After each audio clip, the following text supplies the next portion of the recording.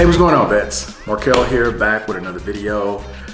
Okay, so let's get into this. First, let me thank all the new subscribers. I've had maybe 500 or 600 new subscribers in the last 3 or 4 days. I really appreciate you guys subscribing to the channel, and I want to say welcome. With that being said, I've had a lot of activity on videos I've done about the caregiver program as well as aid in attendance, and I've noticed that there's a lot of comments, and people, I don't think, still understand the difference between having someone help you in your daily life and maid services. There's a lot of you guys who are still leaving comments about things that a maid would do versus someone who would actually take care of basic living, okay? There's a huge difference. But I also want to speak to the people who are applying for these programs knowing you don't qualify for them, okay?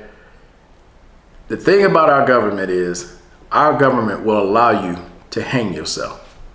Our government will give you a benefit that you apply for knowing you don't qualify for it, allow you to go out and spend all the money you want to spend, then charge you with fraud and put you in prison and have you pay all that money back they just gave you.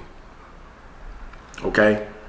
Now, I especially want to talk to people who have this fantasy in their head where they're going to the VA's website and looking at what the SMC rate pays, or they're going to see what the caregiver program pays.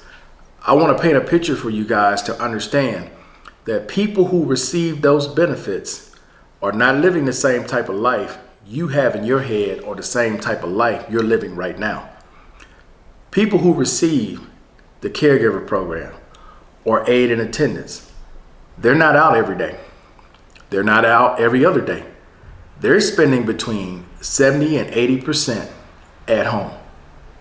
The caregiver who's taking care of them is spending about 70 to 80% at home.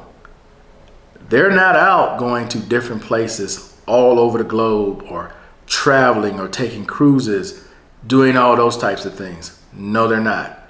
They may do it once a year, at the most twice a year. But the vast majority of the time, they're at home. So for some of you all, you have this fantasy in your head that you're gonna get this benefit, you're gonna buy this new Cadillac, and you're just gonna be driving all around the city, balling, right? All on social media, you can lean into the side, you got the windows down, you got them tinted, you got some brand new wheels on the car, and you living this great life. That's not the reality for people who are on the caregiver program or people who are receiving aid in attendance. That's not reality. It's not. And just because you're going abroad, some are under the impression, well, I'm abroad. What do they care? They're not going to come over here and check on me. Wrong. See, one of the things about the paperwork that you get that a lot of you vets don't read is the VA, especially with Social Security, they're going to check your bank records. They're going to look at your pattern. They're going to look at your habits. Why do you think all of a sudden they come up with CDRs and different things? Because they watch. They see what you do. They want to see if you're legitimately disabled. Because how you go from living this life where you're at home because you're disabled, because that's what you told Social Security, to now all of a sudden you got this back pay, you out every day. Stop going to the doctor. You actually leave the country. You just all of a sudden leave the country. And you think the government giving you that money, they're not going to check your bank account? Because the majority of you all who live abroad, where's your money going? To a U.S. bank. And they're going to check it. They're going to see what your patterns are, just like the bank knows what your patterns are. And they're going to see you out almost every day. Something that you weren't doing in the States when you were here. You think they're going to just let that slide? No, son. No. So I'm basically making this video to reach out to people who constantly go to the VA's website, who constantly go to try to look for ways to try to get extra money for things they don't qualify for and you don't want to qualify for, okay? Be happy that you're able to move about the way you are. Be happy that you can get in your car and go wherever you want to go. Be happy that you can get on a plane and fly without people watching you.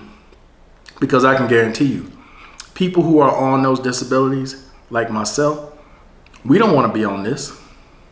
I'd rather be out in a car doing something else. I'd rather be working what I had before than what I'm doing right now.